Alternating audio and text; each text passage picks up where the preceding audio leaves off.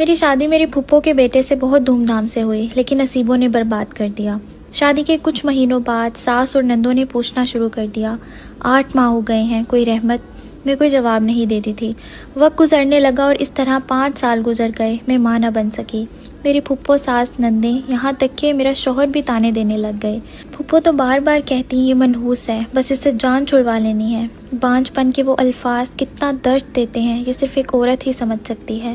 میں ہر رات طنز سہتے ہوئے سوتی اور ہر صبح سخت لہجے میرے منتظر ہوتے۔ میں نے بہت دعائیں مانگی کہ اے اللہ مجھے معاف کر دے، مجھ پہ رحم فرما، میں اب تھک گئی ہوں، باتیں سن سن کے مجھے اپنی رحمت سے نواز دے۔ میری پھپھو کبھی کس حکیم کے پاس لے جاتی، کبھی کس ڈاکٹر کے پاس۔ میرا ہر ٹیسٹ کلیئر ہوتا، جب شوہر سے کہتی تو وہ انکار کر دیتا۔ 7 سال گزر گئے تھے لیکن اولاد نہ ہوئی۔ ایک دن میں کھانا بنا رہی تھی، میرا شوہر گھر آیا اور ساتھ ایک لڑکی تھی۔ جب پھپھو نے پوچھا کہ یہ کون ہے تو مسکرا کے بتایا کہ یہ میری بیوی ہے اور ہم نے کورٹ میرج کی ہے۔ میری پھپھو ساس پہلے پریشان ہوئی، لیکن میری طرف دیکھ کے بولی کہ اس منحوس کا کیا کرنا ہے۔ میرے شوہر نے میری طرف دیکھا اور اسی وقت مجھے طلاق دے دی۔ میری ساس اور نندیں بہت خوش ہوئیں اور میری دنیا ایک پل میں اجڑ گئی۔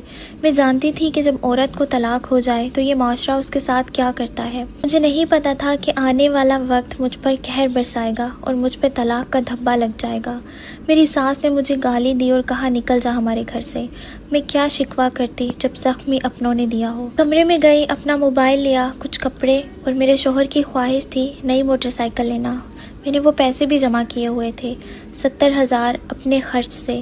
جاتے ہوئے میں نے ان دونوں کی طرف مسکرا کے دیکھا اور دعا دی، اور ساتھ میں پیسے دے کے یہ بھی کہا کہ آپ نے بائک لینی تھی نا، میری طرف سے آپ کو شادی کا گفٹ ہے۔ میں نے پتہ نہیں کیسے صبر کیا ہوا تھا اور نہ ہی آنکھوں میں آنسو تھے، ایسے لگ رہا تھا کچھ ہوا ہی نہیں۔ پھپھو کے پاس گئی اور صرف اتنا ہی کہا کہ میں آپ کے لیے منحوس ہی صحیح، لیکن آپ میری پھپھو ہیں، مجھے جاتے ہوئے پیار تو دے دیں۔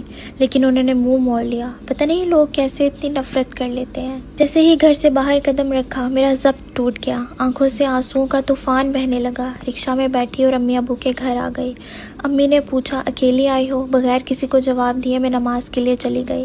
بار بار پوچھنے پہ امی کو بتایا کہ امی مجھے طلاق دے دی ہے۔ یہ سنتے ہی میری امی تڑپنے لگی اور کہا کہ ہم ان لوگوں کو گریبان سے پکڑیں گے، حق مہر کی بات کریں گے۔ لیکن میں نے مسکرا کے کہا کہ امی میری زندگی کو روگ لگ گئے ہیں، آپ حق مہر کی بات کر رہی ہیں۔ لاسٹ میں صرف اتنا کہنا چاہتی ہوں کہ اللہ کسی بھی بیٹی کا پالا ایسے ظالم لوگوں سے نہ پڑھائے جو سسرال کے نام پر صرف عذاب بن کر اس کی زندگی میں آتے ہیں۔ ماں باپ اپنی بیٹیوں کے لیے دعا کرتے ہیں کہ ان کی بیٹی کا گھر بسے، لیکن اللہ سے یہ بھی دعا کرنی چاہیے کہ صرف گھر نہ ہو، سکون کا گھر ہو۔